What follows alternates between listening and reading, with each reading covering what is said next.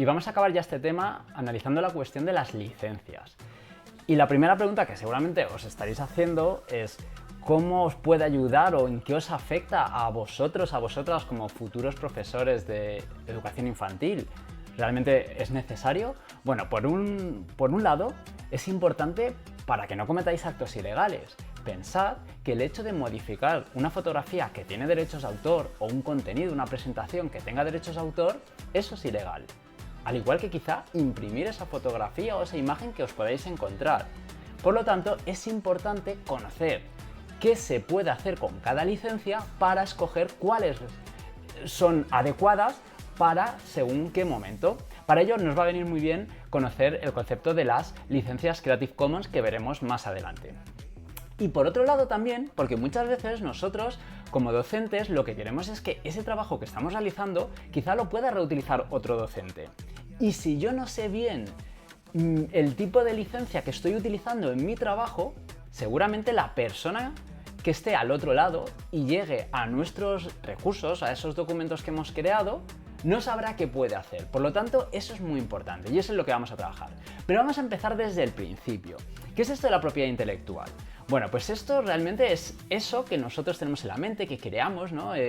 Esas obras literarias, ese trabajo que hemos elaborado, pues por ejemplo, una presentación para nuestra asignatura, algún tipo de recurso educativo para nuestro aula, nombres, imágenes, es decir, todo eso, esos derechos que están asociados y que nosotros como autores vamos a tener por el hecho de crearlos.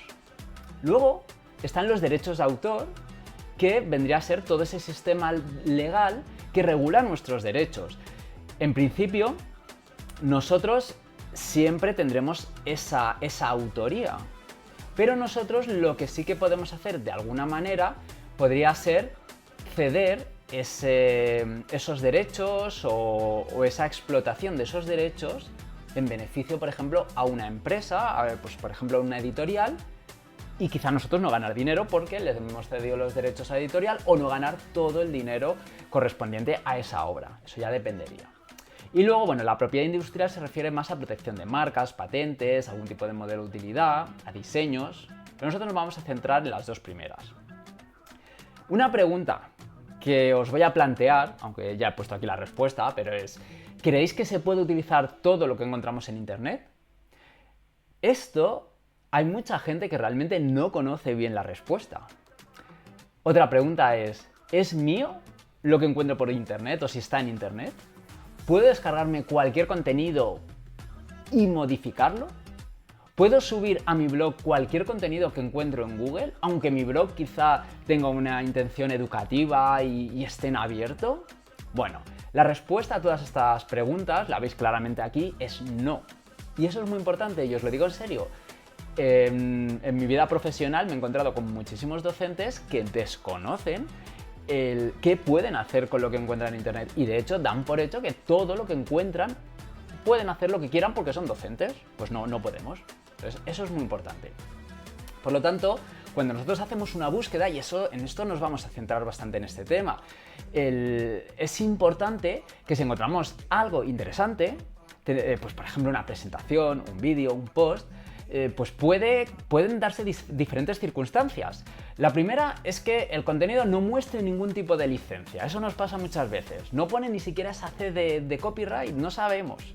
Bueno, pues automáticamente tiene copyright. Es decir, si algo no indica lo contrario, tiene copyright. Tú mañana escribes un documento, un PDF, lo guardas, eso tiene copyright. Eso es tu obra, una obra que has creado y tiene derechos de autor automáticamente. ¿Vale? Otra cosa, otro caso es que el propio contenido que nos encontremos tenga copyright. Muy bien, ya está.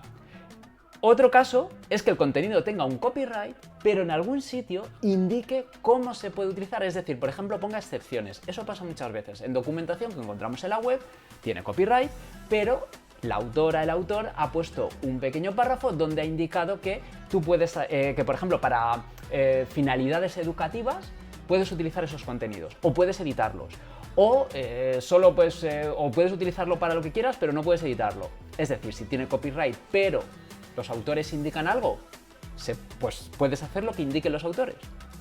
Y luego otra opción es que el contenido tenga otro tipo de licencia, por ejemplo Creative Commons, que esas son las que veremos, que son licencias en abierto, que ya solo por el hecho de este tipo de licencias, según cuál sea, podemos hacer unas cosas u otras.